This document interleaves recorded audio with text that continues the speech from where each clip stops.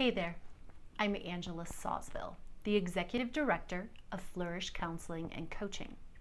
I'm also a proud mama of two incredible kids who are now 10 and 14 years old. So today I thought it would be fun to share with you some of the survival strategies that have gotten me through those infuriating moments as a parent. The first lesson that I learned as a parent is that I had to get more comfortable with letting my kids have their feelings. Even when it's messy or inconvenient, I had to learn to resist any urges that I might have to downplay or dismiss their complaints, and instead just to let them have their feelings, make sure that I wasn't taking them personally, and just roll with it. That is sometimes easier said than done. The last time that my 14-year-old Orielle was grounded, she refused to talk to me for 3 full days. It felt like 3 full months. But I recognized that her silent treatment was her way of letting me know that she was angry and she was protesting, and she was expressing herself in a very respectful, non-harmful way. So I had to just let it run its course. My second survival strategy is to utilize my village. I believe it takes a village to raise a child, and I don't have family that lives nearby. However, because I do spend more time with the kids than my husband does during the work week, sometimes my daughter and I will really get some friction going on between us. And when that happens, I will intentionally tag in my parenting partner, my husband, and send him in to intervene with Orielle if there's something that needs to be addressed. And that allows my relationship with her to cool off for a moment while he has things covered. I also have a habit of keeping in touch with the parents of my children's friends.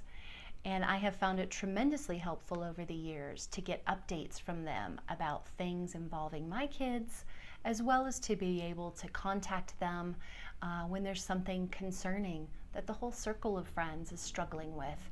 And mostly just to have more eyes and ears watching out for the kids has been a really wonderful thing. It is, however, easier to raise kids that are happy and content, and more difficult to parent kids that are stressed out and struggling. It's those stressed out kiddos who tend to act out the most. So don't forget about the part of your village that might involve therapy for your kid or your family, or some coaching for you as a parent.